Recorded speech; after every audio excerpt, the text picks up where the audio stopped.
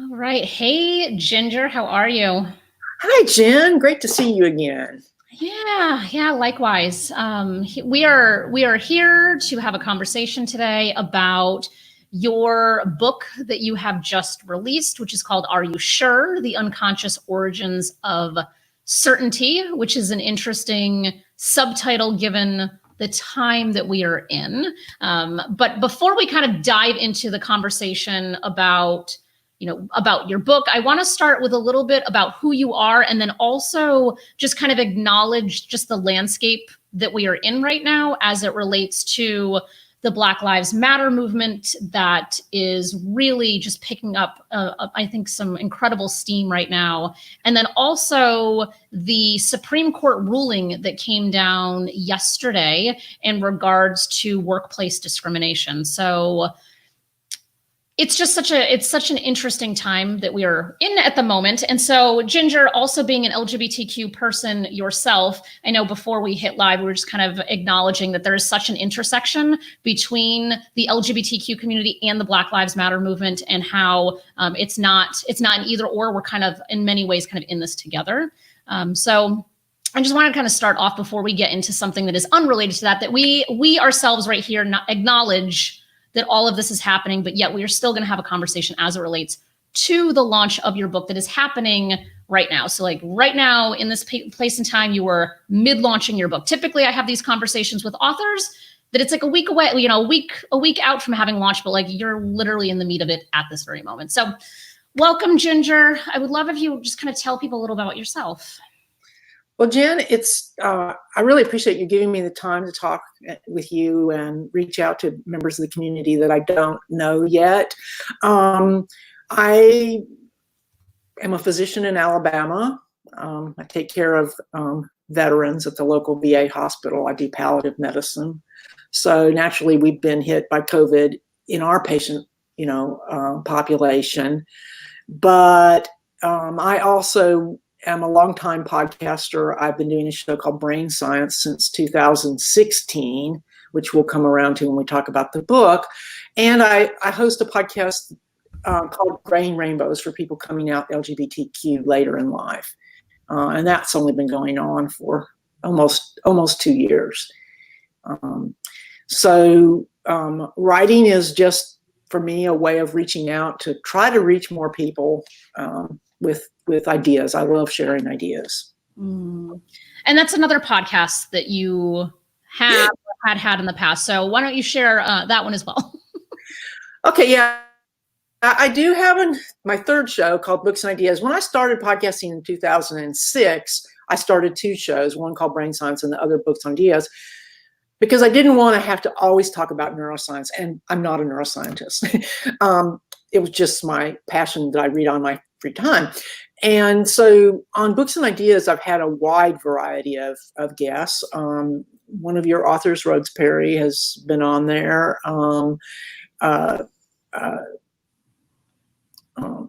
Several other people in the community. And also I've had science fiction writers, scientists, just very diverse. So I always say that's the show where I put everything that doesn't fit on the more niche shows. Yeah. So you definitely have a lot in the hopper. So you said that you're a physician, and so what prompted you, and you're in palliative care. So what I guess made you interested in neuroscience? Because for someone to be writing about neuroscience, and this is one book, but you're also working on another one. And then that to not actually be what you do, I personally find fascinating. So like, what was it that kind of drew you into neuroscience? The mystery of consciousness. I had spent many years reading Eastern philosophy, especially Buddhism, and maybe 10, 15 years. And I reached a point where I was really frustrated by the fact that the people who are really enthusiastic about Eastern philosophy don't seem to have any room for modern science in their thought. It's like 2,000 years ago, someone figured it all out, and we're supposed to say that's the answer. And that started to sort of rub me the wrong way. And so I decided to finally start reading Western philosophy, which earlier in my life, I always got bored at Plato and just never got past that. And so I discovered there's this whole field of philosophy called philosophy of mind. And then I realized that neuroscience has come a long way in the last few decades. When I was last exposed to it as a graduate student, which would have been in the late 70s, it was very primitive. And I didn't realize that consciousness was now possible to study consciousness scientifically. It used to be considered a no man's land. In fact, if a scientist tried to study consciousness, they'd sort of be blackballed as, that's not really science. And that's not true anymore. So I was really trying to get to that intersection between the philosophy of mind and the neuroscience that really drew me into neuroscience. And so your book title is Are You Sure? And it's The Unconscious Origins of Certainty. So I guess what was your mindset or approach in regards to like coming up with this specific kind of piece within a larger context of neuroscience? Well, partly it has to do with the fact that if someone asked me, what are the most important discoveries of neuroscience, I don't really go to some technical thing about cells or neurons or whatever. I'm more interested in the big picture. And so for me, one of the biggest discoveries actually is the fact that most of what our brain does is unconscious. Some estimates are 95%. And so what does that mean? It actually has some important implications. And I had the privilege several years ago of interviewing a neurologist named Robert Burton, who's written a couple of books on this subject. And so that was really the basis of this short book, is to share those ideas from Dr. Burton. And because I think it really is relevant to everybody. I mean, if you understand this very important principle about the fact that certainty is not something that is like under our conscious control, there's the biggest implication is, A, we don't choose what we believe. B, not necessarily based on facts. I'm sure you've noticed you can't get people to change their mind by giving facts. And this is the neuroscientific reason. And the biggest, Dr. Burton always says the first step then is humility. I mean, if you know that what you believe is being sort of determined by the what the artificial intelligence people would call the hidden layers. If you know that, then, maybe you should be, I hate to say less sure of yourself, but I mean, maybe we could be more tolerant both toward ourselves and toward other people. Given that this is the way our brain works, it is not a surprise that we don't all believe the same thing. Yeah. And that's why I think it's relevant now, because we're living in this time of, severe polarization and intolerance. I mean, in both directions. And so I would hope that, having a little bit better understanding of how our brain really works would make us, be more tolerant.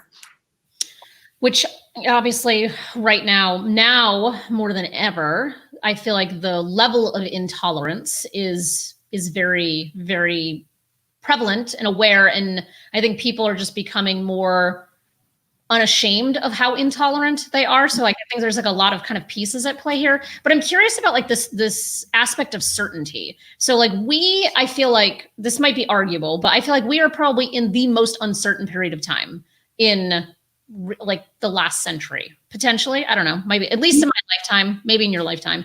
So I'm curious, and I know you were like in the middle of the launch right now, so it's not like you've had a lot of time to get feedback yet from people of, what they're saying, but to be releasing a book that is talking about the origins of certainty in the most uncertain period of time right now, how are you, what types of conversations are you having right now with people as it relates to just, again, whatever your base of knowledge around how the brain works, and yet people just feeling that unsettledness of like nothing feel certain right now? Like where, like, I guess what dialogues are you in right now around this? Well, I haven't had as many dialogues yet as I expect to have, because it was sort of chance. I mean, you and I have been working together, and you know that this launch was something that was originally planned for back in April, and we've postponed it. And so I can't take credit. I mean, in the sense that obviously the title of this book was chosen long ago, since this is the second edition. But I think that it's just, I felt before all this happened that the title, I mean, that the book was as relevant as it was when I wrote the first edition back in 2012. But these recent events have just made me feel that that's even more true. One of the subjects that we talk about in the book, and I say we because I want to acknowledge that a lot of the ideas in the book originated with Dr. Burton, is that there has to be a reason why people feel certain about anything, because we all know what it feels like. Dr. Burton calls it the feeling of knowing, and I just use certainty in the title because that's a little bit more concrete. But we all know what the feeling of knowing feels like, okay? I ask you something, you know right away, yes, I know that, or no, I don't know that. That's the feeling that we're talking about. And most people have that same sense about the things they believe in. So why do we do that? Well, even under normal circumstances, let alone our current time, even under normal circumstances, you are always making decisions with incomplete knowledge. Mm-hmm. And you can imagine how our ancestors, would have been living in the wild and having to make it, the grass rustles and, the guy who sits there going, is that a tiger? Is going to get eaten. The guy who says that's a tiger and runs is going to survive. So you can see why you would need to be able to make a decision and act with incomplete information. And it doesn't feel comfortable to not know, right? Mm. And so that's, I think, one of the challenges of our current times is uncertainty feels uncomfortable. Everybody wants to know what's going to happen. Everybody wants to know. It's like, as a physician, I know that patients struggle the most with the unknown. Mm-hmm. If they don't know what's wrong, they have all these fears. Having a diagnosis, even if it's a bad diagnosis, gives people a sense of less uncertainty. Mm-hmm. So there's something about the way we're wired that feeling uncertain, not knowing what's going to happen, is very uncomfortable. Yeah. And so we're drawn toward certainty. So I think that need for certainty is very, very much how we're wired. Mm-hmm. And so you can see it in people's behavior when they're drawn to conspiracy theories, when they're you're like, why? That's why. Yeah, just trying to make sense of something that mm-hmm. they have no framework to make sense of. Yeah. So in thinking about just kind of everything that's happening right now, in terms of the target audience for your book, if you will. So for those who are watching this, would you say that this book is for kind of the average person who is just a little bit interested, a little bit curious around kind of how our brains work? Or is this more of an advanced type of conversation? Just so if someone's watching this and they're thinking like, yeah, I would love to, I am curious, I want to know more about kind of how to make sense around this. Is this something that the average person can pick up? Absolutely. In fact, the biggest reason I have for writing this book is to reach people who, that, like, I get people that say, because the tagline for my show is the show for everyone who has a brain, which is supposed to communicate that it's the show for everyone. But some people are still intimidated by knowing that it's a show about neuroscience, and they think that they can't listen to it, even though that's not the case at all. So no, this is very much, you need no background at all to enjoy this book and hopefully come away, with new insights.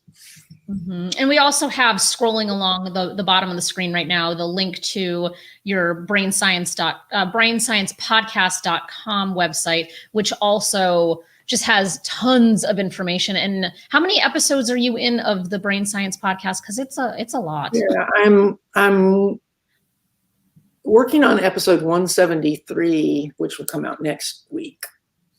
Yeah, that's a lot of episodes. Do you have any favorite episodes? So again, so if someone's watching this and they're interested, they're curious, is there any episode that you're like, this one really, like, this one stands out to me, or this one is like a great primer for someone who's really just kind of getting interested in this space? Like, I've always been really curious just around neuroscience and how, like, what makes us tick, why we do the things that we do, how we can better control or improve our behaviors and stuff like that. That I've listened to a number of your podcasts, and like you said, you're in like in the 170s. That's a lot of content for somebody to enjoy. So I'm just curious if there's anything that kind of stands out for someone who's just tuning in, just happens to randomly see us live right now, and they're like, oh, what's this about?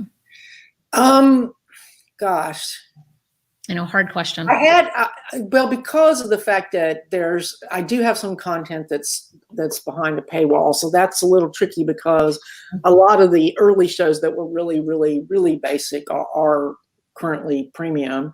But there is if you go to the website and you just put exercise into the search bar, you would find the episode with Dr. John Rady about how exercise is good for your brain, which that's one that I think is very practical for almost anybody.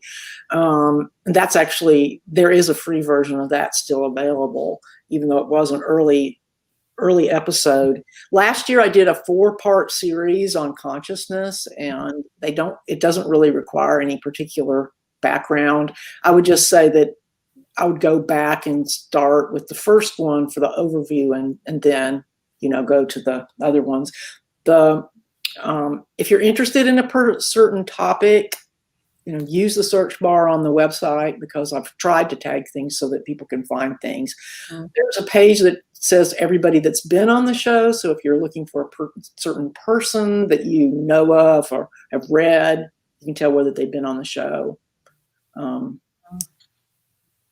Yeah, I feel like you are such a wealth of knowledge around this. So in terms of, like, just going back to kind of your purpose for kind of putting this book out there, did you have any specific reasoning behind wanting to package just your years and years of work that you've been doing into a book, other than maybe just some more of the obvious answers? Well, my first thing was I just wanted to reach there's still less than half the population listens to podcasts. So my biggest reason for putting this into book form is to reach people who don't necessarily listen to podcasts. And so I was thinking, well, what are the most important things that I've learned in this 14 years of doing this show? And I really think that this is one of the most important concepts. And I'll give you an example of why. Okay, in our culture, there's a certain subset of people who put a high premium on intuition, right? And that and gut feelings. Okay, gut feelings is exactly the same thing as what I'm talking about in the book, and I explain that in more detail. But if you think that your gut feeling comes from someplace magical and you're gonna, give it like extra weight, that's one thing. And you're walking down a dark street and you feel a sense that maybe things are dangerous. You got to pay attention to that feeling right now. But if you just wake up one morning and you think, hey, I think I'll just quit my job and move to a desert island, maybe not so much. Maybe you need to actually step back and say, just because that popped out of my unconscious, because that's basically what intuition does not make it magically true. And that's so the thing is, this is practical stuff that anybody can use. They don't have to be interested in neuroscience per se, but most people are interested in why they act the way they do. And so in that example, how would someone be able to identify what is that valid instinctual gut feeling that's driving them to make that decision versus the thing that's just kind of popping out of their unconsciousness? Okay, so when it has to do with your awareness of what has happened. So it's not like there's like unconscious and conscious and there's like a sharp line between them.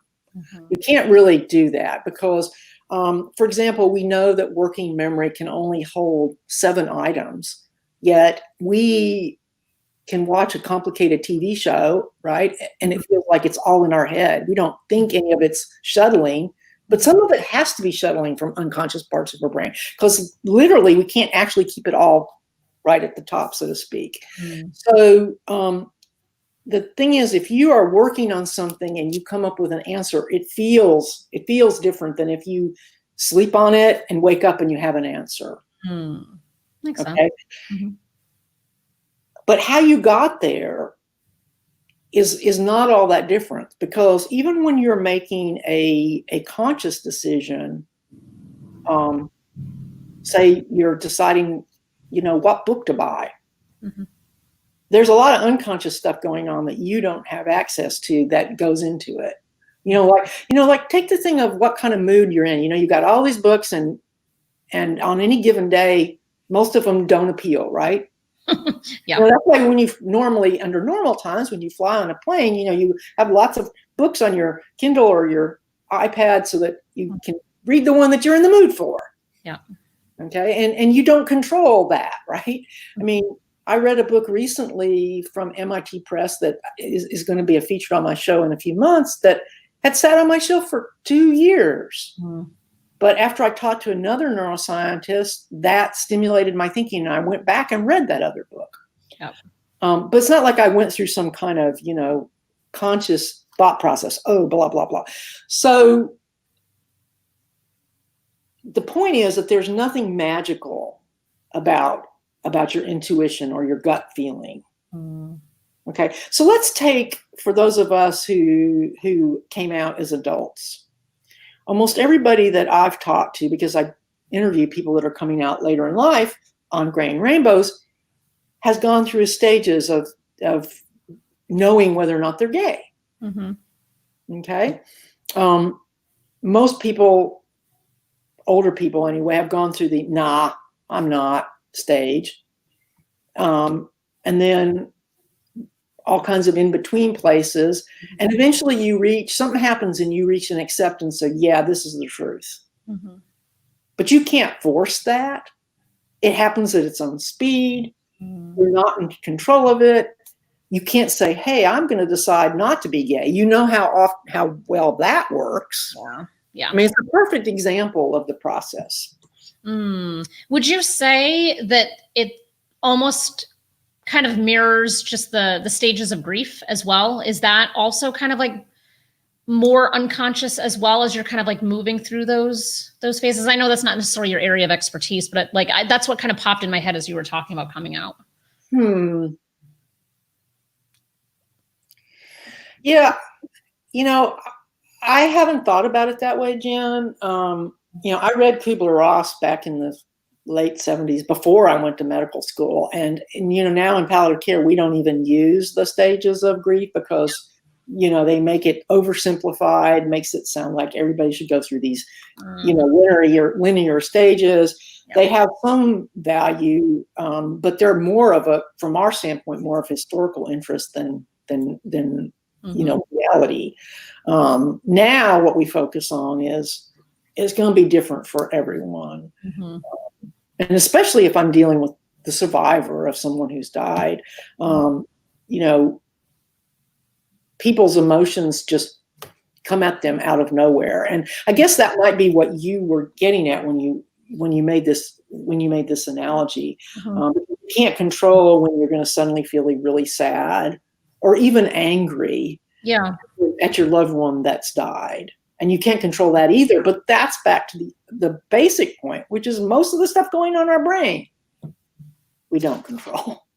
And the reason this is so hard to accept is that we inherited basically from the ancient Greeks this idea of the rational mind as if it's some kind of special non-physical thing that can be separate from our emotions and rule our emotions.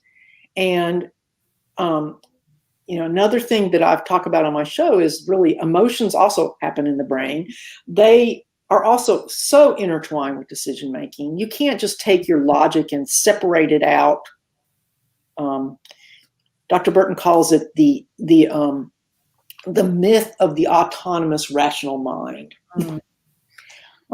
because that's just not how we're wired. Whenever we make a decision, we're taking in the information we know now. We are taking in all this information that's buried that we don't, that we've taken in over the years. It's not that we're not having some choice, because, for example, if I fill my brain with hate, right, then that's what's going to come bubbling up when I react spontaneously. Yeah. I was talking to somebody who said it was actually the host of this website, Gay Life After 40. He said that he talked to somebody who said that I never forgive anybody, and I was like, I was just blown away, because the idea that you could live your life without ever forgiving anybody, to me, just seemed really weird. But then I realized, there are a lot of people that's the habit that they've ingrained is, and that's what works for them somehow, or maybe doesn't work, but they at least think it works. Right. So when I talk about stuff being in the unconscious, I think I should also clarify that I'm not talking about Freud's unconscious at all. Okay. I'm just talking about processes in the brain that we don't easily access. So, for example, visual processing is also unconscious. So that means that if I show you a visual illusion, and you might know that it's an illusion, you can't not see the illusion. Because that processing is not under your control. So that's what I mean. And so, but then, there's the other things, like you drive without thinking about what you're doing because you learned how to do it, and now it's an automatic process. So there's different flavors, you might say, of things that go on into the in what I use the phrase unconscious because we haven't come up with a better one. So some of those things really are accessible. For example, you could think about how to drive if you needed to.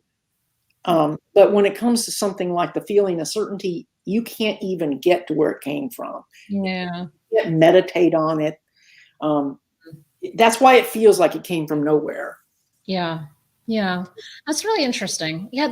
You were such a wealth of knowledge around all of this, which is no surprise because you've recorded almost 200 episodes with people who know all about this great stuff, and obviously all the stuff that you've accumulated over time.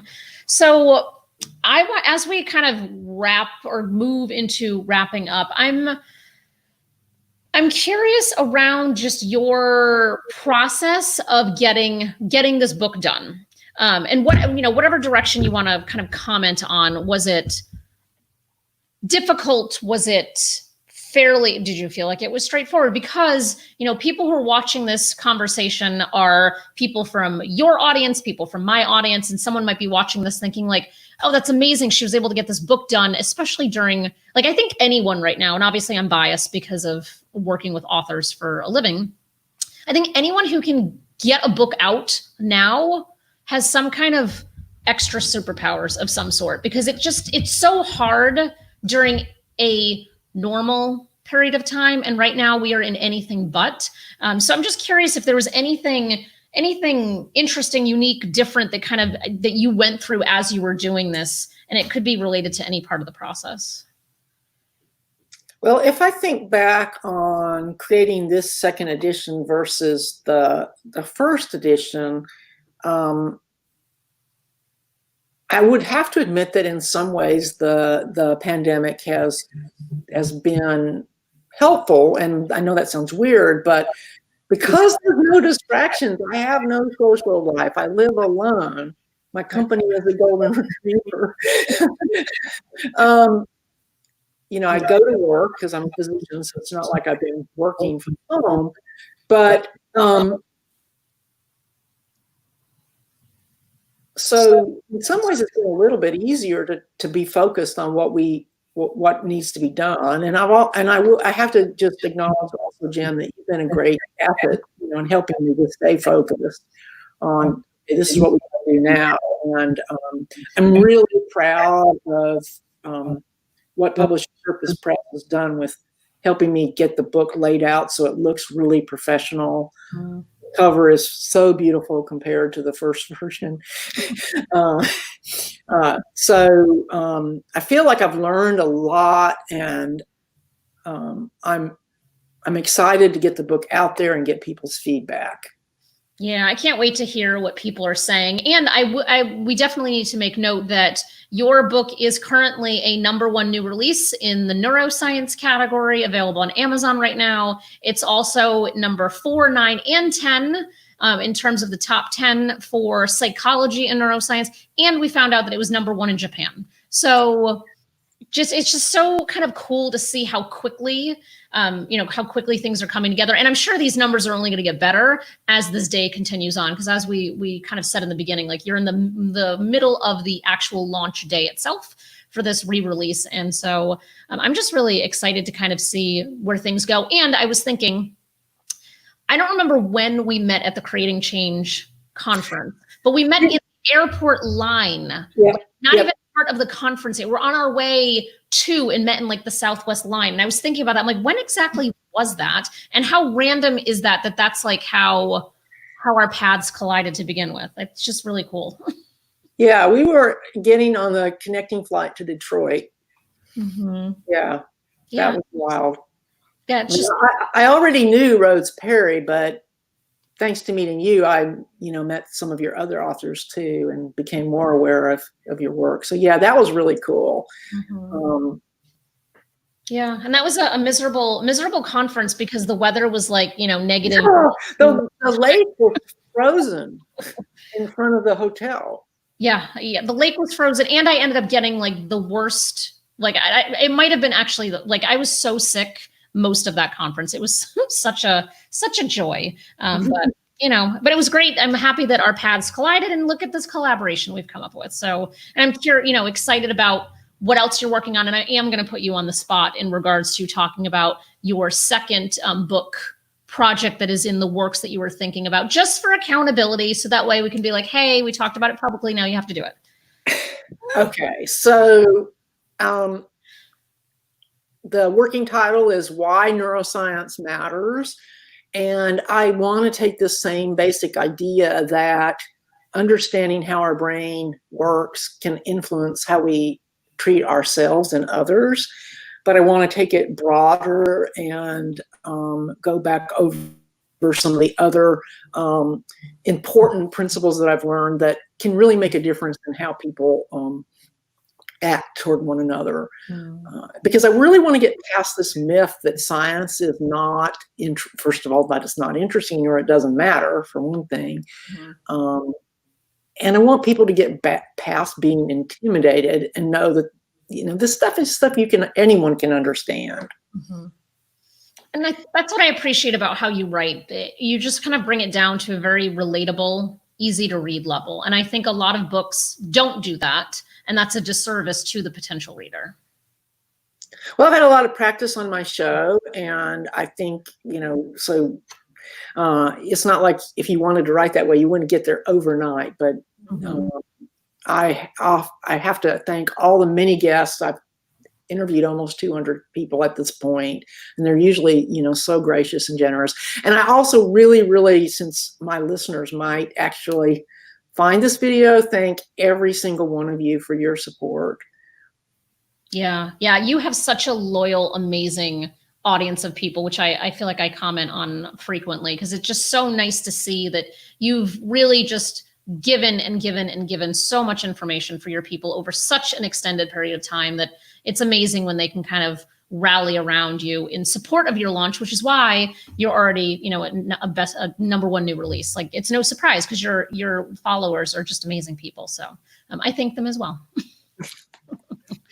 Well, this has been great. I'm so happy that we had this conversation today. If you want to take a minute and just, I have your contact information below the video wherever someone's watching this already, but if there's any other way that you want to encourage people to get in touch with you, by all means. Well, I would like to mention my other podcast, Graying Rainbows, Coming Out LGBT Later in Life, which is at grayingrainbows.com. And you don't have to be later in life to enjoy the show. I have some great historians and other interesting people on there. And it's just, a great way to connect. Yeah, beautiful. All right. Well, thank you so much for your time today. I really appreciate it. I wish you the best with the rest of your launch. It's going to be exciting. And for those of you who are watching this, if you want to check out Ginger's book, you can head over to the brainsciencepodcast.com website. You can check out PYP's website. You can go directly to Amazon, whatever works for you. But I encourage you to check it out because it's written for the lay person like myself in mind. And I think that's it's really important. So thank you so much, Ginger. I appreciate it. Thank you.